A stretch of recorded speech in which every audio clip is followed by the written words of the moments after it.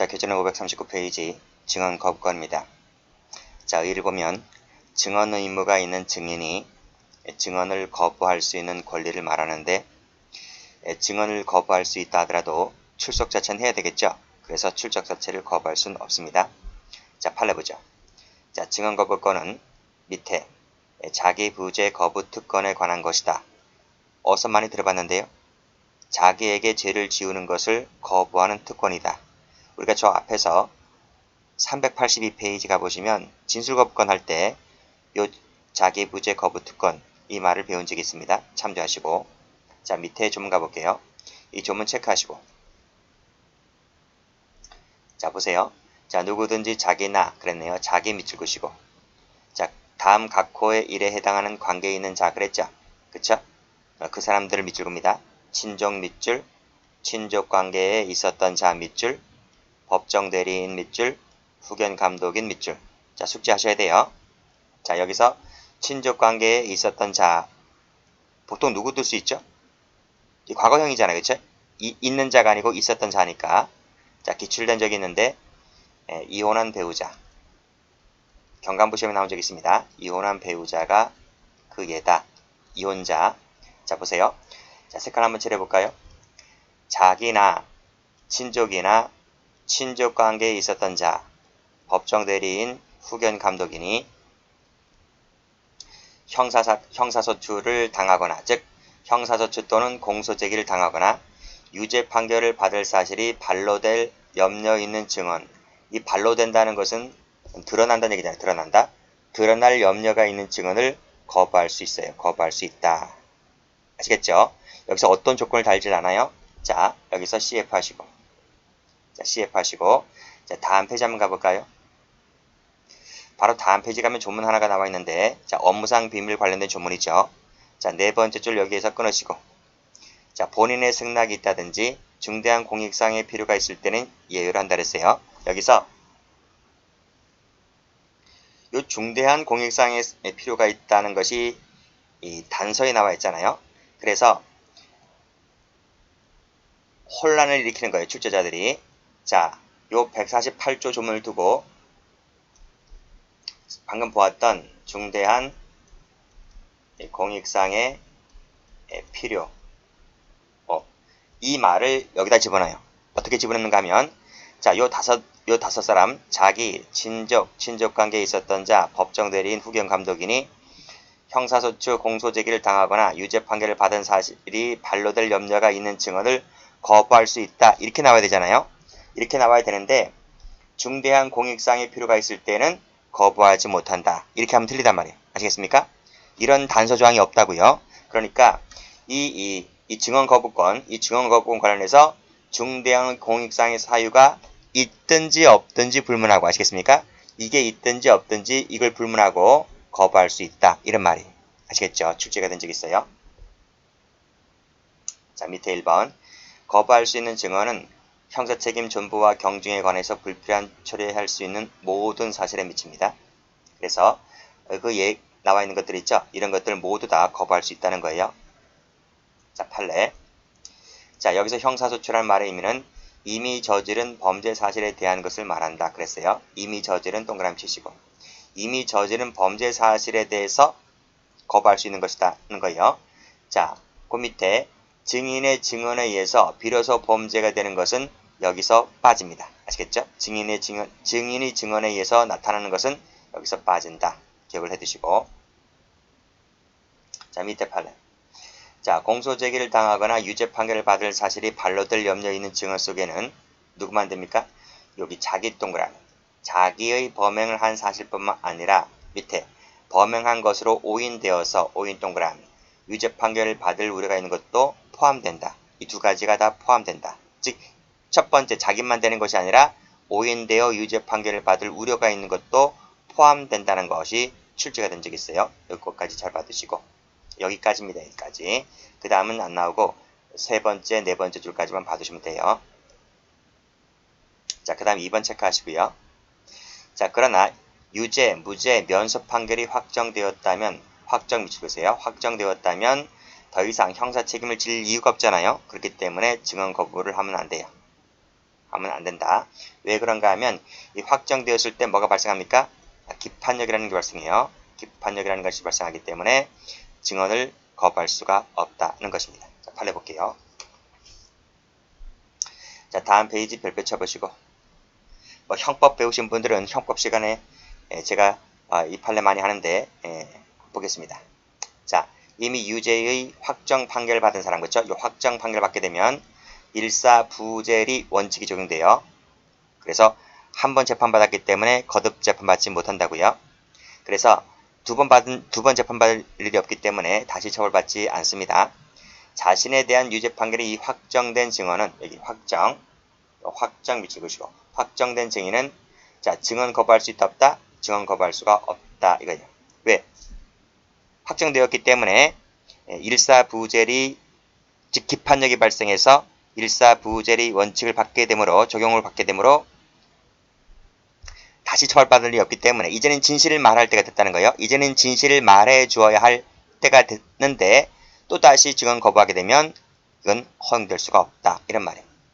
따라서 자, 자신에 대한 유죄 판결이 확정되었다 확정 동그란 된 증인이 이 사람이 나중에 또다시 재심을 청구할 예정이라 할지라도 어차피 확정이 되었기 때문에 기판력이 발생했고 일사부재리 원칙 때문에 그때는 뭐다? 증언 거부권이 허용되지가 않는다. 이렇게 봐주시면 됩니다.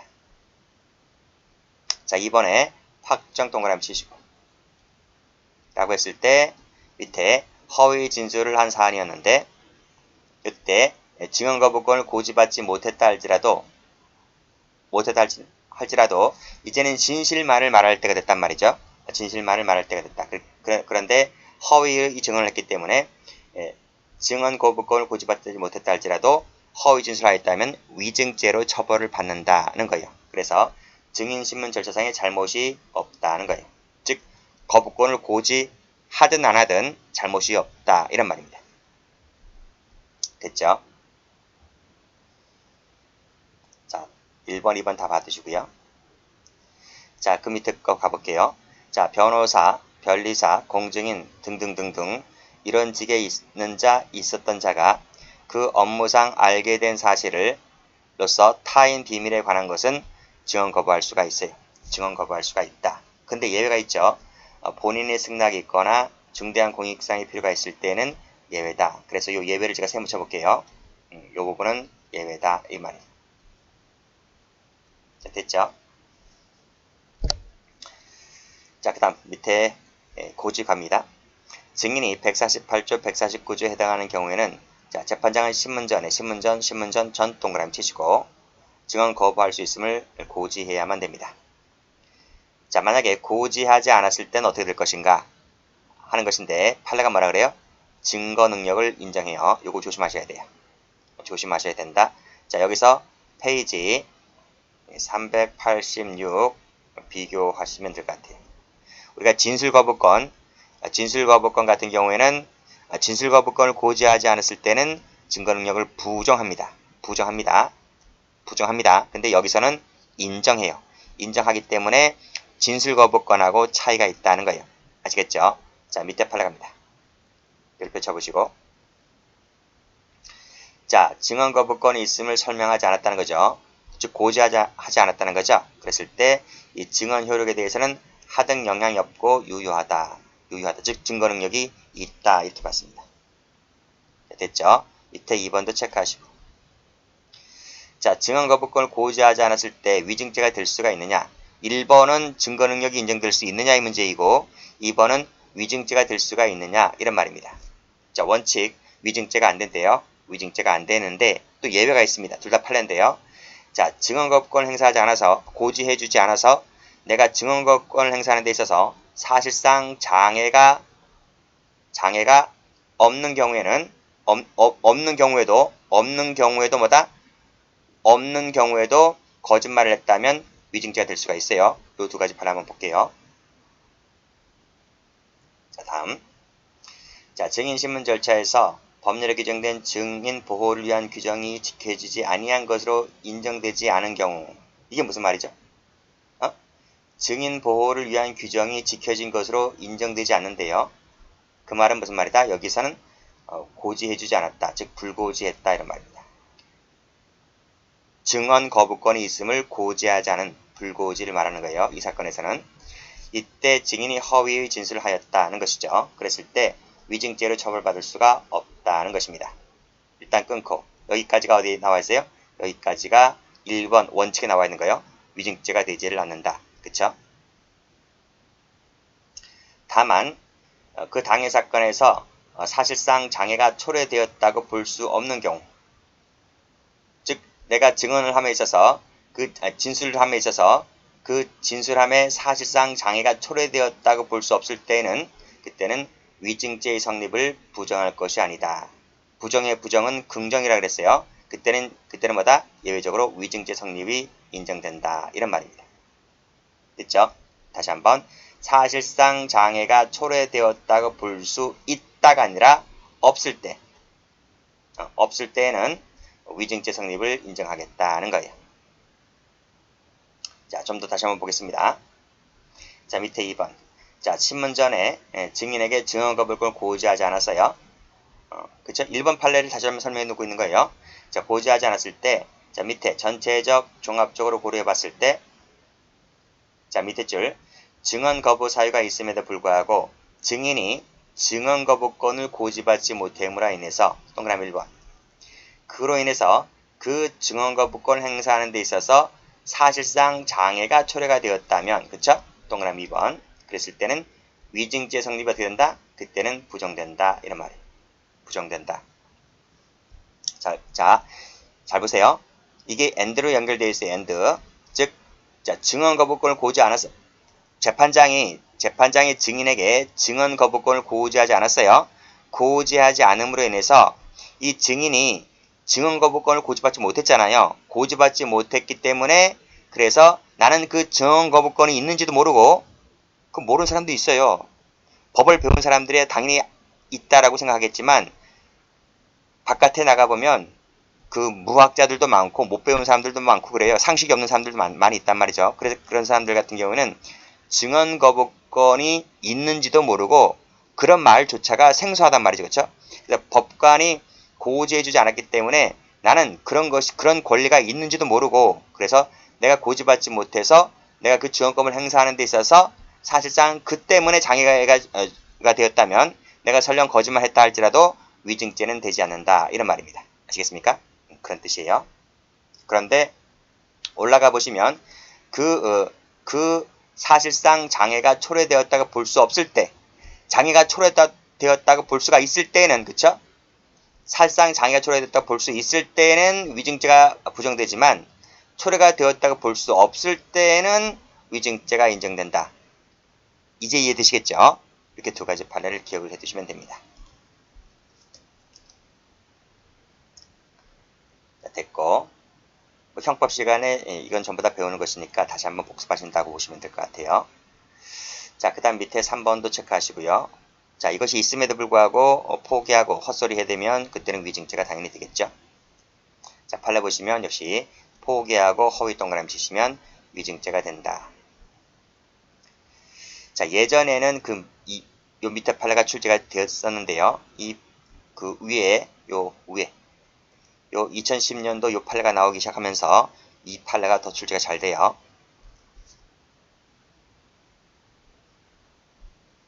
자, 행사 포기 볼게요. 자, 증언 거부권은 증인의 권리일 뿐 의무가 아니기 때문에 이것을 포기하고 증언을 할 수가 있다는 것인데요. 즉 포기할 수 있다는 얘기잖아요. 그렇죠? 근데 여기서 CF 진술 거부권 포기는 됩니까? 포기가 된다고 배웠나요? 포기가 안 된다고 배웠어요. 포기가 안 된다. 그쵸? 그 점에서 이 증언 거부권 포기와 진술 거부권 포기가 달라요. 교재에서는 페이지 388 여기서 비교해 보시기 바랍니다. 자, 그 다음 2번 이것도 체크하시고요. 이건 법조문이기 때문에 출제된 적이 몇 번 있습니다. 증언을 거부하는 자는 그 거부 사유를 소명해야 된다. 출제된 적이 있고. 자, 비용 청구권 갈게요. 자, 소환받은 증인 같은 경우에는 법에 정하는 바에 따라서 여비, 일당, 숙박료를 청구할 수 있습니다. 끊고 정당한 사유 없이 이 선서라든지 증언을 거부했을 때는 그때는 예외가 되겠죠.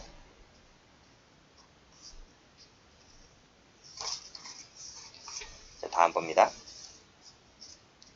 자, 증인신문 방법 볼게요. 자, 참여권. 자, 1항 검사, 피고인, 변호인은 증인신문에 참여할 수 있어요. 자, 2번 증인신문의 시일과 장소는 전항의 규정에 의해서 참여할 수 있는 자라 할지라도 미리 통지를 해 주어야만 됩니다. 일단 끊고 물론 참여하지 않는다는 사람에게는 굳이 할 필요 없겠죠. 그쵸? 요 2항 체크하시고 요 2항이 간부시험에 요 지문이 출제가 됐기 때문에 요 법조문 좀 봐두시기 바랍니다. 자, 밑에 판을 볼게요. 자, 피고인 본인 그 변호인이 미리 증인신문에 참여해 달라고 신청했다고 했을 때 변호인이 참여하겠다고 하는데도 불구하고 피고인 참여 없이 실시한 증인신문은 위법입니까? 적법입니까? 위법이죠. 위법. 자, 밑에 자, 증인신문 시일과 장소를 통지해야 되는데 통지하지 않고 실시한 증인신문은 위법이기 때문에 증거 능력이 없다는 것이 판례입니다. 자, 밑에 판 한번 가볼게요. 자, 증인신문에 참여권이 있는 피고인, 변호인에게 자, 필요적으로 이 통지를 해줘야만 합니다. 자, 필요적 동그라미 치시고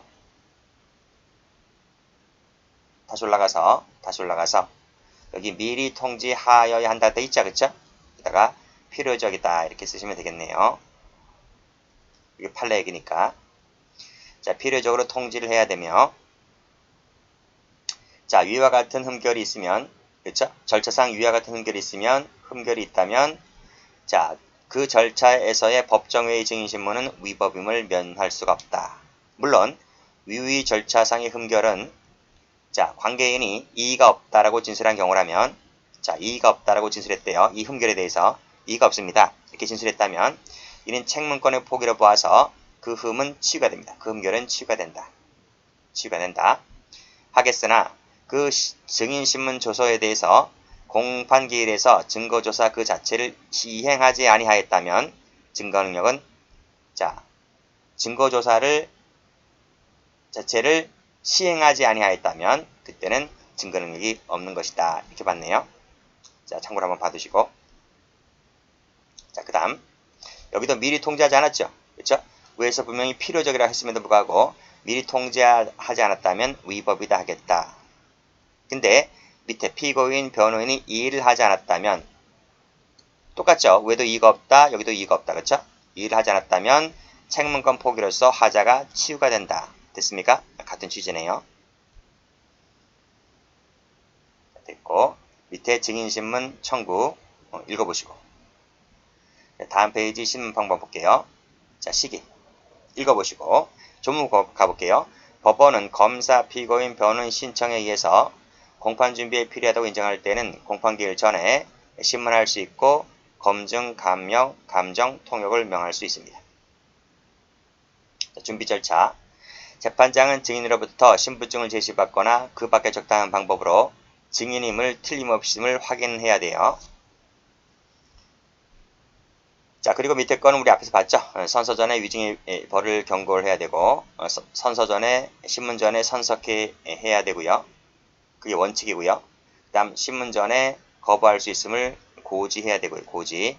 이것은 다 요 세 가지 조문은 앞에서 다 봤던 것들입니다. 자, 개별 신문과 대질. 자, 각 신문에 대해서 신문하여야 한다. 그리고 신문하지 아니한 증인이 제정했을 때는 퇴정을 명하게 해야 되는데 이 퇴정을 명하는 것은 법원의 재량이다. 끝에 밑에 나오죠? 재량이다. 재량. 그래서 퇴임시키지 않고서 타 증인 면전에서 했다 하더라도 위법이라고 할 수가 없다. 왜요? 재량이기 때문에. 됐죠? 자, 그 다음 필요한 때에는 다른 증인 피고인과 대질케 할 수도 있고요. 자, 신문 방법 구두로 해야 된다. 원칙적으로. 그래서 밑에 보시면 증인이 들을 수 없을 때에는 그때는 서면으로 묻고 말할 수 없을 때에는 그때는 서면으로 답하게 할 수 있다. 봐두시면 됩니다. 네, 다음. 자, 심은 방법 나와 있죠? 구체적이고 개별적이면 돼요. 포괄적 막연한 질문 안 되고요.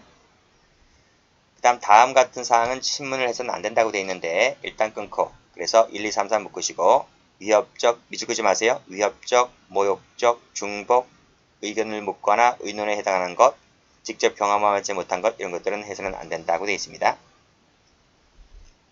자, 다음. 자, 요 조문 출제 잘 되니까 1번 체크하시고 재판장은 증인, 감정인이 피고인 또는 어떤 재정인 면전에서 충분히 진술할 수 없다라고 이렇게 인정한 때에는 그를 퇴정케 하고 진술하게 할 수가 있습니다. 또는 피고인이 다른 피고인 면전에서 역시 마찬가지로 충분한 진술을 할 수 없을 때다고 인정할 때도 역시 마찬가지인 거예요. 역시 퇴정케 하고 진술하게 할 수 있습니다. 자, 그 것이 밑에 판에 나와 있죠? 요거 별표, 요거 별표. 자, 면전에서 충분한 진술을 할 수 없다고 인정할 때는 퇴정케 하고 신문을 진행함으로써 뭐뭐 할 수 있지만, 그쵸? 이러한 경우에도 피고인의 반대 신문권을 배제해서는 안 된다는 거예요. 즉, 반대 신문권이 보장되어야 한다. 배제하는 것은 안 된다. 이거 봐두세요. 자, 다음. 자, 변론이 없는 피고인을 일시 퇴정케 하고 자, 피고인에게 실질적인 반대 신문의 기회를 부여하지 아니한 것이라면 이미 이루어진 증인의 법정 진술은 위법한 것이기 때문에 증거 능력이 없다고 볼 것이다. 그쵸? 반대 신문권 분명히 우선 부여해주라 했잖아요. 반대 신문 퇴정케 했다 할지라도 반대 신문권이 반드시 보장되어야 한다고 하는 것인데 두 번째 줄 반대 신문 기회조차도 부여하지 않았다면 위법인 것이다. 됐죠? 여기까지 끊고 자, 피고인이 변경할 점과 이해할 점이 없다 그랬습니다. 없다. 이렇게 없다라고 진술하여 책문권 포기 의사를 명시하였다면 하자는 치유가 되었다고 본다. 이것은 앞에 거랑 똑같고요. 그쵸? 앞에 8에서 봤죠?